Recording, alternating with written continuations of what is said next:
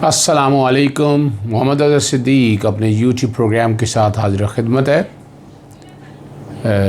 तीन चार अहम इशू हैं जिस पर गुफ्तगू करनी है। बातें तो बड़ी सी करते हैं। मरीम नवाज़ आखिर आज बाहर आ ही गई, आना पड़ा, मजबूरी थी। ज़मानत कबल गिरफ़्तारी थी लाहौर हाई कोर्ट के सामने जाती उम्रा केस में, और दो रुकनी बेंच के सामने पहुंची। जस्टिस सरफराज ठोकर और जस्टिस जावेद गुराल के सामने ये था। नैब ने दरख्वास्त में जवाब जमा करा दिया। अब अदालत का बड़ा इस्तिफ़ार था कि आप वारंट मरीम नवाज़ के वारंट गिरफ़्तारी जारी किए हैं।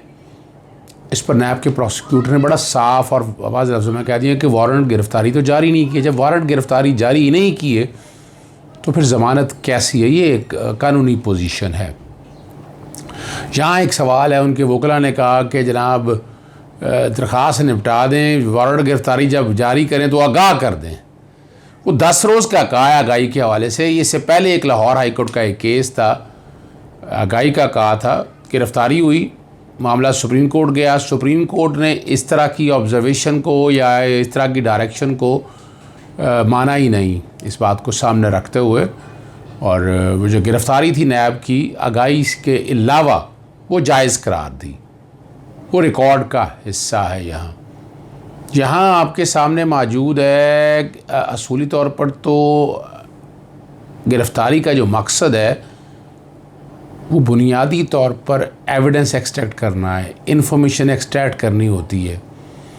तो हमारे यहाँ जब ज़मानत कबल गिरफ़्तारी करा लें उसको प्रोलॉन्ग किया जाता है। ख़ास तौर पर इन मेगा मनी लॉन्ड्रिंग या मेगा करप्शन के केसेस की बात कर रहा हूँ मैं, और ताकतवर आदमी वो इसका गलत इस्तेमाल करता है। ये ऑर्डर इस तरह का हाई कोर्ट को पास तो नहीं करना चाहिए। बहरहाल हाई कोर्ट ने ऑर्डर पास किया है। नैब के पास इख्तियार मौजूद है, जिस वक्त भी चाहे वारंट और अरेस्ट जारी करके गिरफ़्तार वो कर सकती है। एक तारीख़ में एक मिसाल मौजूद है, मैंने आपके सामने रखी है, और तफसीली फ़ैसला अगर आता है तो वो डिटेल में देख कर डिस्कस करेंगे और फिर इस पर मज़ीद बात करेंगे एज़ यूजुअल। और जो मरीम नवाज़ जो बाहर आकर गुफ्तगू करती हैं नैब पे, फिर उन्होंने ऐसे इल्ज़ामात लगाए हैं, और नैब के इदारे की इस पर खामोशी समझ से बालातर है। मेरी पॉलिटिकल इंजीनियरिंग का इदारा है।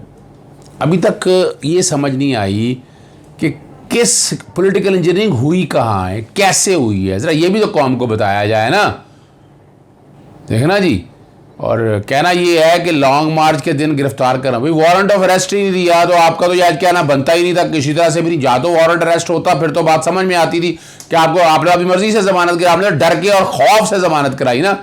आप तो उस दिन बाकायदा PDM को लेके, जैसे आपने पहले इन्वेड किया था नैब के ऊपर, पथराव किया था, आप तो उस लिए जाना चाहती थी।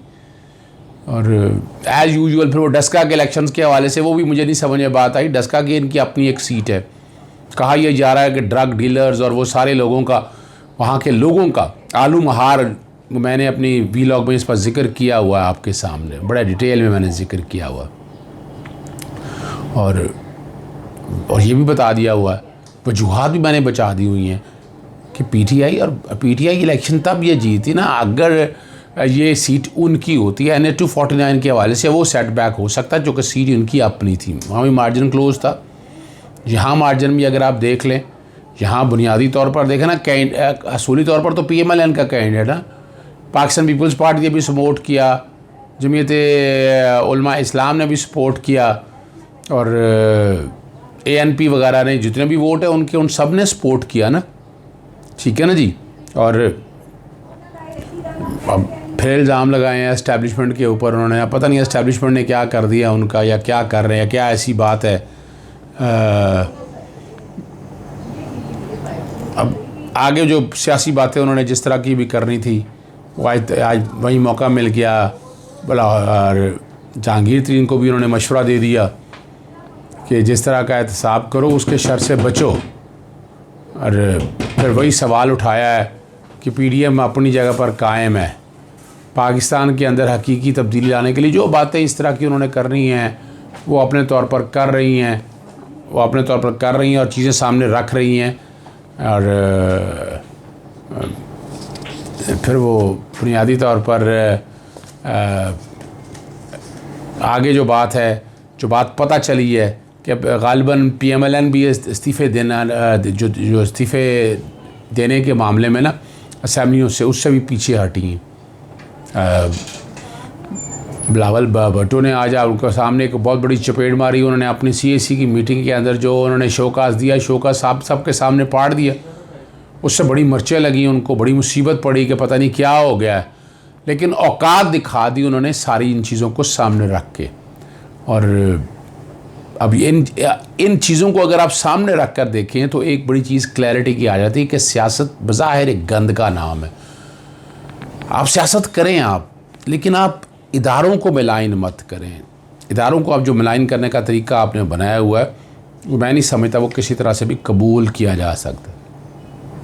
अब फिर इसी तरह उन्होंने राणा इसराउल्लाह के ऊपर झूठा मुकदमा बनाने की बात की। फ़र्द जुर्म तो आयद नहीं होने देते, फ़र्द जुर्म तो आयद ही नहीं होने देते। फ़र्द जुर्म आयद होने दें आदरा, पता चल जाएगा क्लियर कर रहा है। यहाँ बड़ी क्लैरिटी के साथ चीज़ें आ जाएंगी सामने। और राणा इसराउल्लाह में इतना शौक़ है तो देर लगती है। रिकॉर्ड उठाकर देख लें ना कि डिले कौन कर रहा है। डे टू डे ट्रायल कराएं और बात ख़त्म हो जाए। वो खाली पॉलिटिकल इंजीनियरिंग का लफ्ज़ ऐसे लगाकर आप इदारों को बदनाम कर रहे हैं, और इदारों की खामोशी नहीं होनी चाहिए सारे मामले में।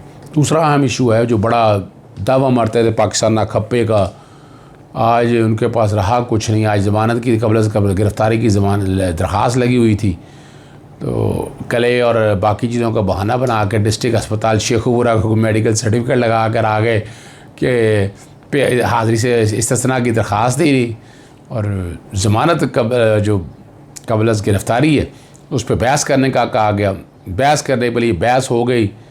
कहा उन्होंने कोरोना के वायरस की अलामत है, मैं बीमारी है, मैं तो कुछ नहीं कहना चाहता इसको, लेकिन लोगों का कहना था कि बहाना कोई और ढूंढ लेते, काफ़ी हो गया है। और शुबह का लफ्ज़ इस्तेमाल किया उन्होंने, और मुकम्मल उन्होंने बहस कर ली है। और बुध की 14 अप्रैल की समाअत मुलतवी की है। बख्तरबंद गाड़ी अवान अदल पहुँचा दी गई। सादा कपड़ों में पुलिस अंदर और बाहर मौजूद थी। और SP CIA शहबाज खुर्रम जहाँबाज भी अदालत पहुँच गए। और अब यहाँ से समझ सकते हैं ना कि इतना अदालत ने बड़ा वाज़ेह तौर पर रखा, इतने बंदे आप ले आते हैं, रश हो जाता है। और यहाँ कोरोना के यानी अदालत का अपना भी उनका कहना था कि वो भी कोरोना का शिकार रहे हैं। जितने लोग यहाँ आए हैं इकट्ठे जाके इनके भी टेस्ट कराएं। सूरत-ए-हाल ख़तरनाक है। वकला और साइलिन को जानों के साथ नहीं खेलना चाहिए। और उन्होंने कहा कि मैंने इंसाफ करना है, दोनों तरफ से मेरे साथ तावन किया जाए, दोनों फ्रीकन के वकला बहस करें और ताकि मैं फ़ैसला कर सकूँ। ये एडिशनल जज वाजिद मिन्हास के पास अबूरी ज़मानत की दरख्वास्त थी जावेद लतीफ़ की। अगला बड़ा अहम इशू है सुप्रीम कोर्ट में नैब के जाली अकाउंट्स के हवाले से ज़मानत का मामला। हुसैन लवाई, तलहा रज़ा और मोहम्मद उमैर को दोबारा हाई कोर्ट से रुजू करने की 2 साल और 8 माह से जेल में शरीक मुलज़मों की ज़मानतें हो चुकी हैं और मुलज़मों की गिरफ़्तारी के 1.5 साल बाद रेफरेंस दायर किया जाता है। ये जस्टिस मशीर आलम के रिमार्क्स थे। और नैब के मुकदमा में वकला की अदम हाज़िरी पर चार्ज फ्रेम नहीं किया जाता। चार्ज फ्रेम को वकील के आने से कैसे जोड़ा जा सकता है? चार्ज फ्रेम करना मुलज़िम और अदालत के दरमियान का मामला है। ज़मानतों की दरख्वास्त में हार्डशिप पर ज़मानत नहीं मांगी गई। जस्टिस याह्या अफरीदी का कहना था मुलज़िमों ने मेरिट और मेडिकल ग्राउंड पर ज़मानत मांगी है। अगर हार्डशिप पर ज़मानत मांगी जाए चाहते हैं तो दोबारा हाई कोर्ट जाएँ।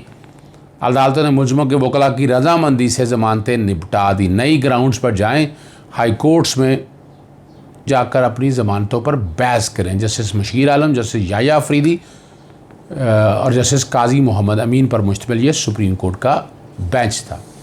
इसी सुप्रीम कोर्ट के बेंच के सामने 30 नई एहतसाब अदालतों के क़याम का मामला भी आया। रिपोर्ट पेश कर दी है। 40,000 से ज़ायद उम्मीदवारों को इंटरव्यू किए। नई एहतसाब अदालतों के स्टाफ की तकर्रियाँ कर ली हैं। ये सेक्रेटरी कानून का है। अदालत के जजेस के नामजदगी के मुतल्लिक़ हाई कोर्ट के रजिस्ट्रार को ख़त लिख दिए। सेक्रेटरी ने कानून ने अदालत को बताया हाई कोर्ट का रजिस्ट्रार को कब खतूत लिखे गए, अदालत का वजारत कानून जी जानिब से रजिस्ट्रार को लिखे गए खतूत जो है ना वो रिकॉर्ड पे लाने का हुक्म दे दिया। जैसे 30 नहीं या साहब अदालतें अब ये अगर ये मुकम्मल हो जाती हैं तो डे टू डे ट्रायल शुरू हो जाएंगे। फिर ये बहानाबाजी जो सियासी लोग करते हैं ना उनके लिए बड़ा मुश्किल हो जाएगा। सुप्रीम कोर्ट अपने तक कोशिश कर रही है कि आइन और कानून की बालादस्ती हो, अदालतों की तजलील बनाना हमने अब अपने तक शुरू कर लिया हुआ है। फेयर कमेंट करना चाहिए, फेयर कमेंट पे कोई एतराज़ नहीं है, मगर इस तरह का तरीक़ाकार नहीं अपनाना चाहिए जिससे तौहीन अदालत या डेफेमेशन का या हेट स्पीच का एलिमेंट सामने आता हो। तकरीबन मैंने सारी बातें कर दी हैं, कुछ चीज़ें रह गई हैं, वो अगले प्रोग्राम में आपसे मिलेंगे। इजाज़त दीजिएगा। अस्सलाम वालेकुम। पाकिस्तान जिंदाबाद।